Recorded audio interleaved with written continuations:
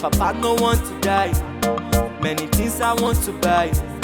See, I want to get money, but I don't want hustle. I see, I want to get money, but I don't want hustle. Yeah.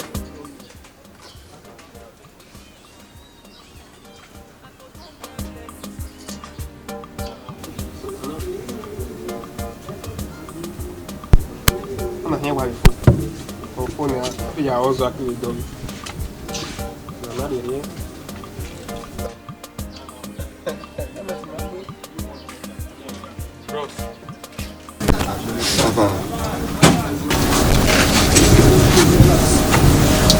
Yaba no fi moto le degbe. Ona mo Toyota Hilux re. Toyota Hilux ona PPP on in Fort. So ena charge 8,000. Okay. 4,000 naira like that. We have pay balance. The balance you know. Me kia ene ina we have you. So me na dey fall go no do finish it. Yeah, go. Momo the contract. We no Jegwe. Na me carry the contract. Jegwe. Wo guy me na.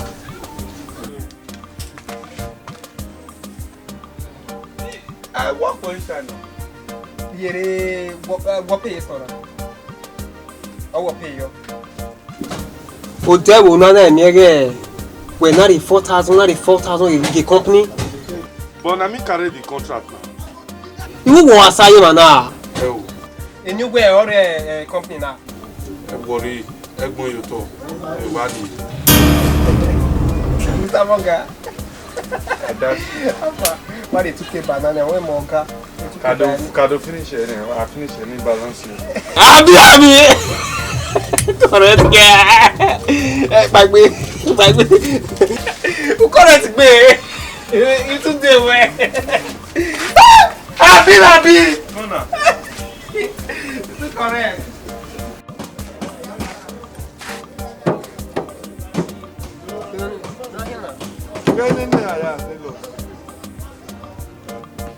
Tinani.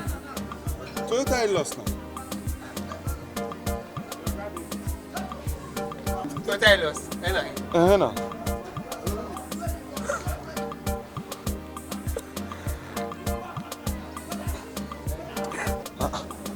What na me no digba e boot oga na. Oh no na Toyota Hilux.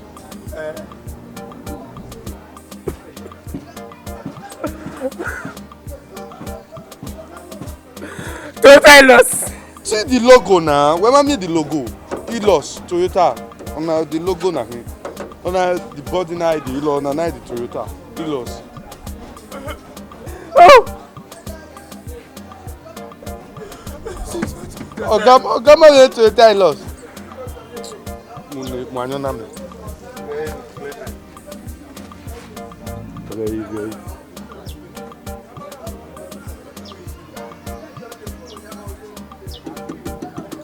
Toyota Hilux.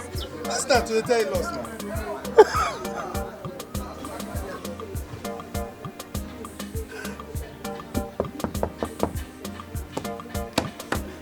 Toyota Hilux na. Toyota Senna. Dale aí, Durigo.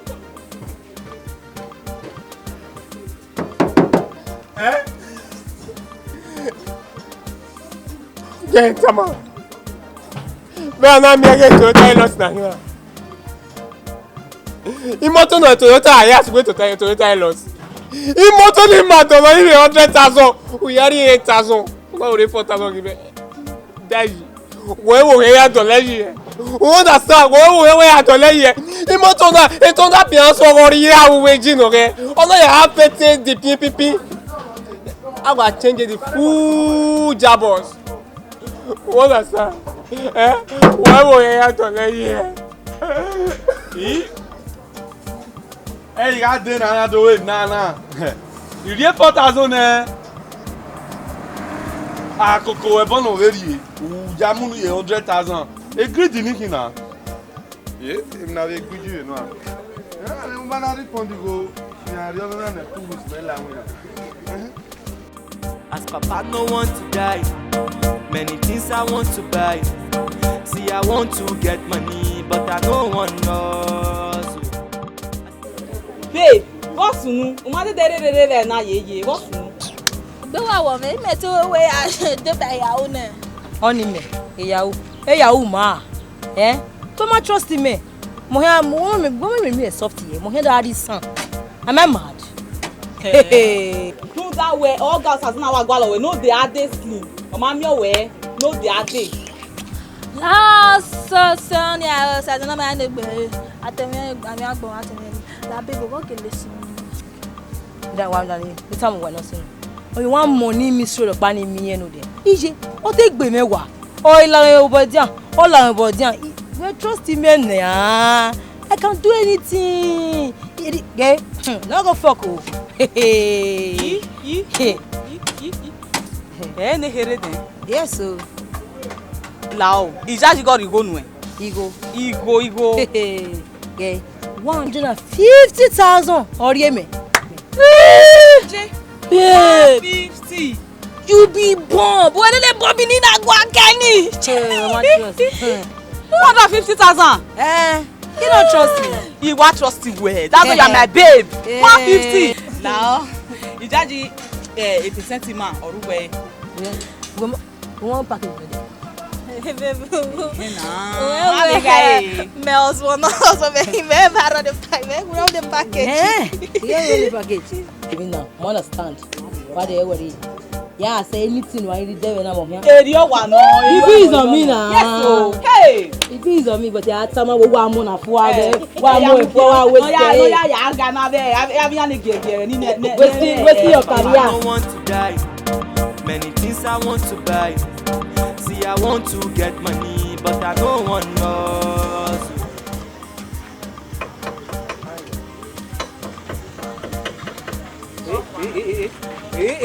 Abino, mure. Ikane customer only daji. Mure.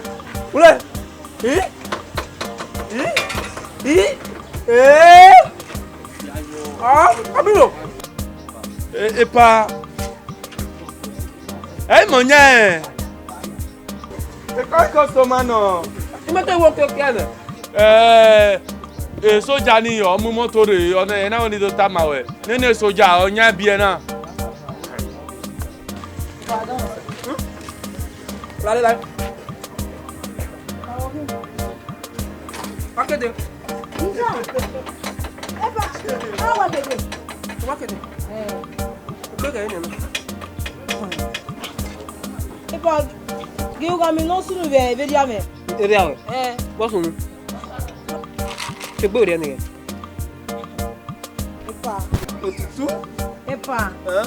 Erige.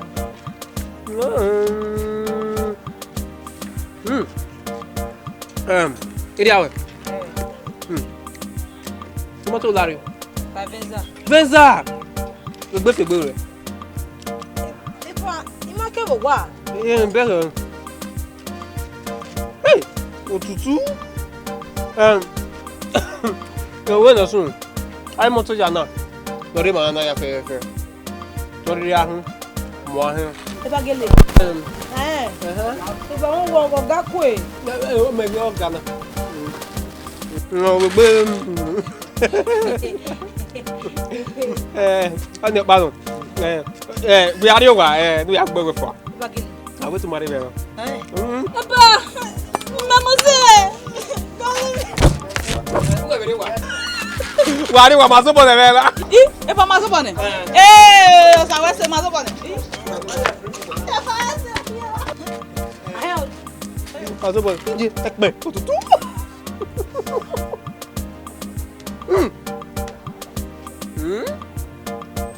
As Papa no want to die, many things I want to buy. See, I want to get money, but I don't want us. I see, I want to get money.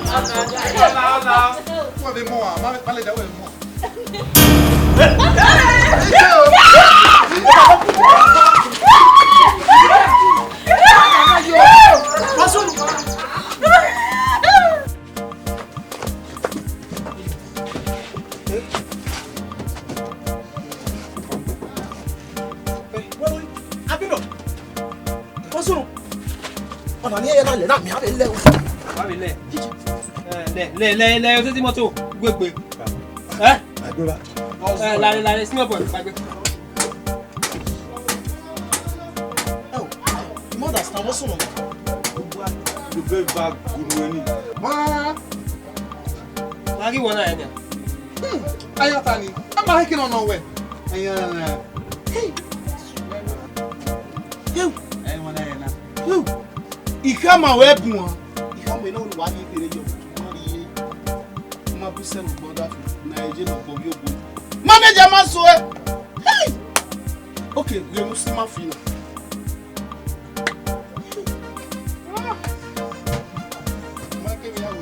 Baba. Oni ri ma de. Mo pa iwari plan na ya pe. Mama ni o bowo. Ba mo bowo ni a. Say you now. Ipa. Upa. Calaveroni na. Calaveroni. Just the done so. Nyari awe una na gwe ni a. We ya we na gwe, you na na Wo gwe wa ma to afri. Weti we na aketa ya. Ma to wa we na akeso si. Three ni eyo ni. Mo na kare ya. Why are you? They go. Why you walk man? Everybody won there. Eh na gwe gana. Hi. I'm in no sumo. Follow me. I want to was in there, you know. Mama and winner. Baba na ni awari your granny. The man.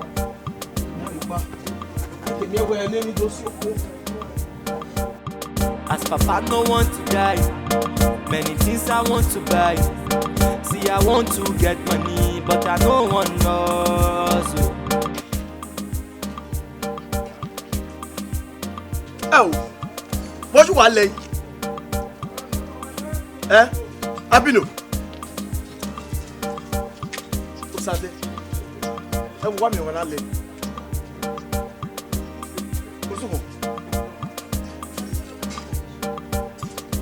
Eh? Senior boy. Pardon. Where you go avec your dia?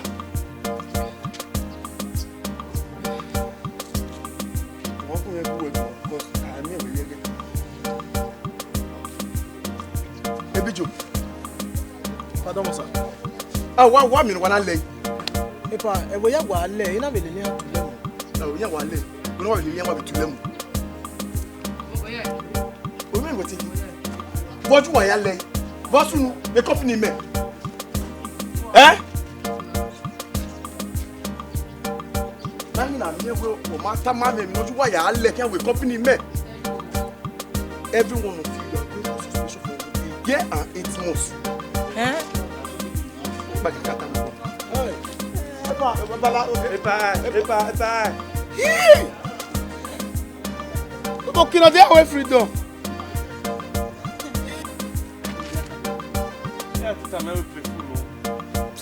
Mama can me have freedom. Ah, et ya 6 months. Tout comme là c'est un peu. Second choice, Sha. Second choice, second choice. Il faut baba. Il y a ta mère mais bien so wa. Mama, I worry now. I can have freedom, Abi.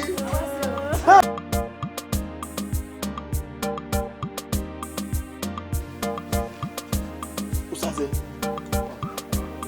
Bijo. Kadom. Eh wo bra mi no wa level we company me. You work your way. Ogo ni bo we man no dey we gbe hospital. What's here now? Saze. Come on. Ebijo. Come sa. O yera gele wi ado agreement. Ogo ni we pa ira me wa jede. Ira me wa de mi ya fe nu wa talo mama. Ira me na wa do. Ona de nya, ona da nyon eve iwo no ro. Ona wa de ye velu po ye bobo.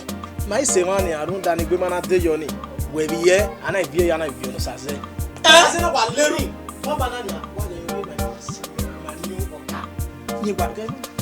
La re gun ta ma we. E mu fiore ni. O saze o ka ma we e me. company me na. Iwe dey come away. Won. Epa. Epa wo ni bo eh. Epa wo no jono na. We ogbede we ko ni. Ogbede me ko ni. Era ba bi jogba o bi ra le ra. Le ba si wa me na do o bi gbe. Papa emi owo ori me no. Ori me owo we no. Nda eri ya no wa taba. Iyan wa kele wa di ori. O ba gba. Iyan ọgbà ẹ̀yẹ̀kẹ̀yẹ̀kẹ̀ kẹ́kì kò ní ìyàwó àwìgbà máa ṣe wọ́n máa yọrí. Tó alóbe làbẹ́ òwe tó alóbe làbẹ́ sàṣẹ gẹ̀ wọ́n yìí kẹ́yà mi agreement company mi náà o máa gbá agreement ibo ní ká máa wọ wà ní kúndùn mi ọ́fíìsì wọ́n. Ẹ̀pá àwọn ọgbẹ́ náà di ọ̀nà bọ́lá sàṣẹ agreement ni wà á fi ọwọ́ rẹ̀ gbẹ́mẹ́ ní. Ẹ̀pá pa àdé ní ẹgbẹ́ bẹ́ẹ̀ kiri ẹ̀dá lẹ́yìn ẹgbẹ́ náà pa agreement.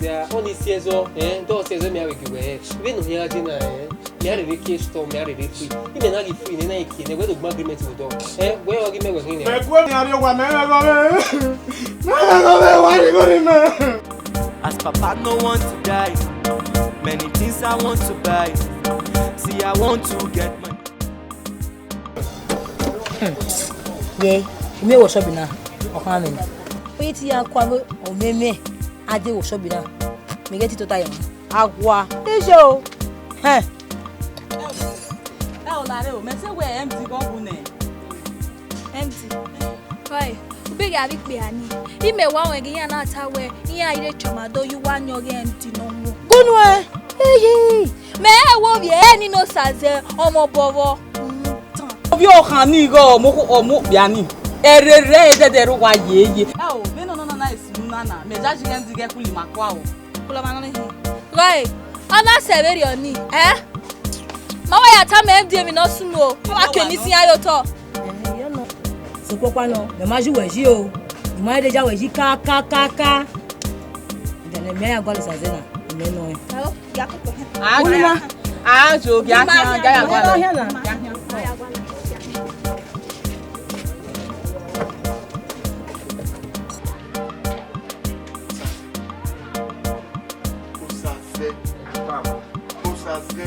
Baba ni si. Nígbà tí o. Nígbà tí o. Fẹ́ mọ owó mi, mo ṣe iná tí. Bẹ́ẹ̀ sí àbá. Iwu ra kọ́ wa. Èmi ò sùn lẹ́lẹ́lẹ́lẹ́. Baba wọ́wọ́ ló wọ̀ ọ́. Òun ẹ̀ mẹ́kọ̀ọ́ àti oge. Obi wẹ̀mẹ̀ wọ́n raise me from childhood to being here in Sena Baba. Wọ́n place place ní wọ́n láti mọ àwọn ènìyàn náà lè dúró. Bino ya sunu elevate ma maze wonwe o ma yore eyan na izori owes gbe mere mana am a manager nígbà we the agreement eya with the agreement we very we ye pa ni emi na bi awon mere wo we ma ma yore eya ti na so yi ti yan na mo ya to ko mu wa hospital o ya hospital ke no papa one week plus wa to hospital papa.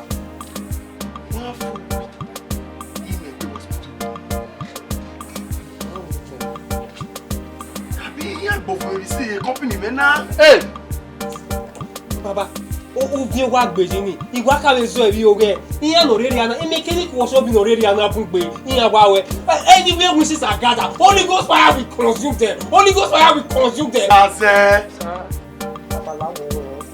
E we gbe so ni yen.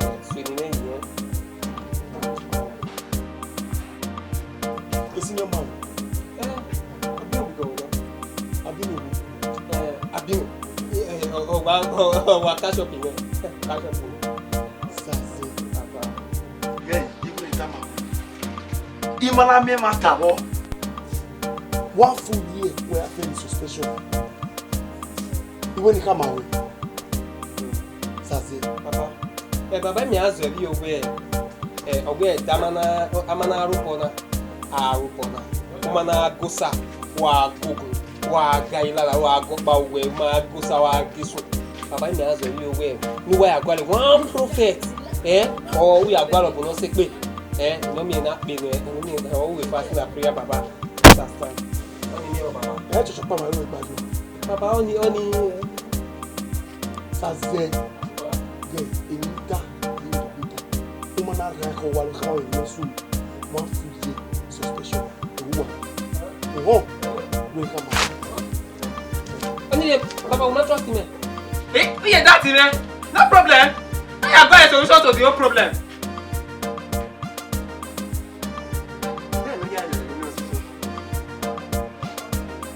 Yeah, this from my dog. I get it from ya. Alright.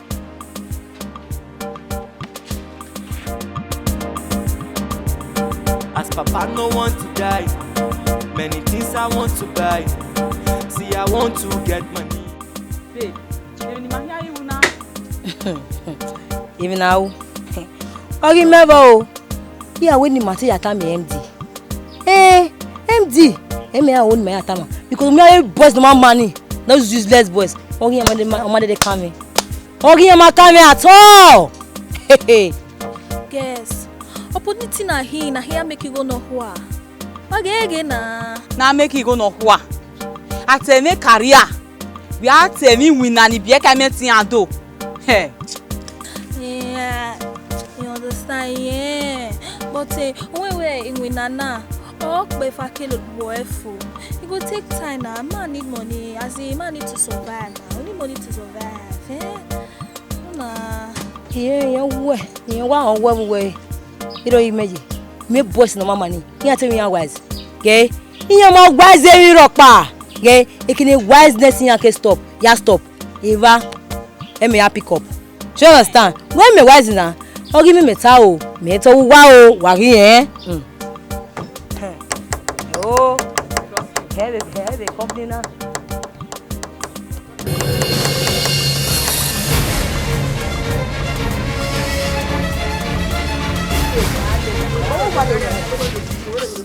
Saze. Ziamu tota. Oh, lado Saze. When give my yama pay agreement in it. And now era we carry 1 year suspension in man. 1 year. Hey. On your message. When you come? Uno mota. Where? Where can wear? Hey. All can wear. Saze all can wear. Where? It was shopping now. It be me woman. You need una we ni ye. It be me woman. La go. If not, me town now. Egu me va. It was shopping now. Egu me va. Body wa. Kugwa mi. Kugwa so. Where up with your boss? Otebo ni manager. Who are telling my baby no see? Oh, what better what we can hear take for party of it. Workshop.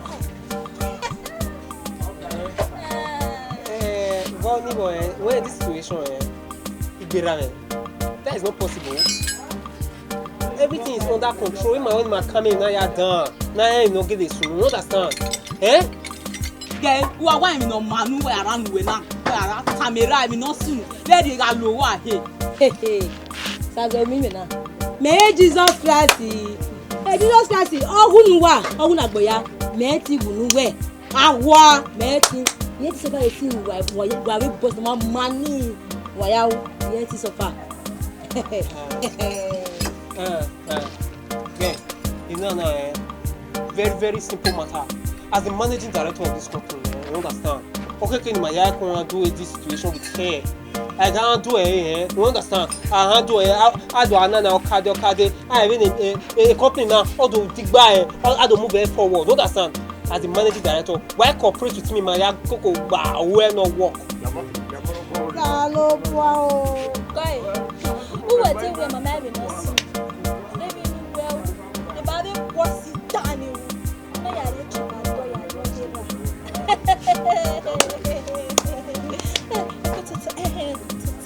When you say okay. No mama. Here. How can you why no manu eh? Unu na. Ya lowe. Yeah. How can manager. No mama. Hey! When you say okay. Amaka, okay, sir. Achawo for day. Achawo for night. Mechanic for daytime. Get out. As Papa no want to die, many things I want to buy. See, I want to get money, but I don't want more.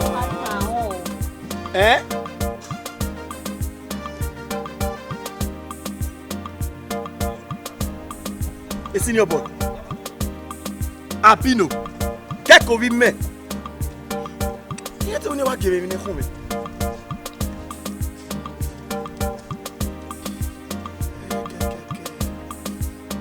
Kì í sukú owó yẹn yóò sàdé.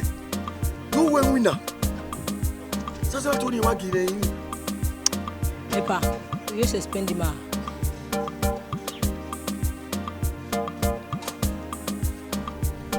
Sásẹ́. Abino. Lọ́la abẹ́lẹ̀ bọ̀ wá lóòótọ́ ya tó yẹ. Senior boy. Sani bọ̀ mí náà yà. Èmi kéde wà ní ìlú yẹn. Àbí bí ẹbí kò lè kọ̀ fún mi gbé. Ní àbúrò mi àti ẹ̀nà àfẹ́. Ẹ̀nà àfẹ́. Ilé àwọn olùtúwà wò lè gbé. Èbí náà wà wí. Forgive and forget. Ìdọ́lì. Èmi kéde wà ní ìyàbọ̀. Wọ́n ṣe àbá. Sòpọ́n paná. Nínú ká lóra fẹ́fẹ́ èmi ló sùn mí náà ìdọ̀lẹ̀ gbé ṣubú. Wà hàn. And for that day next week, each person will come with a sum of 5,000 naira. Who I ask the uniform way. I can't yà lé mọ́. Ìyẹn kan tẹ́ wọ́n kí o. Fẹ́ tún kú gíra. Ọdún gbogbo. Just uniform.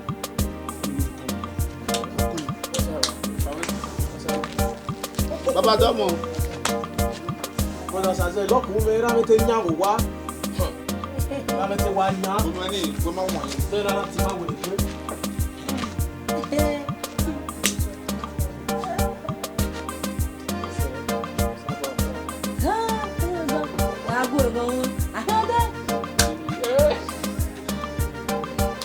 Yes, sir. Yes, now.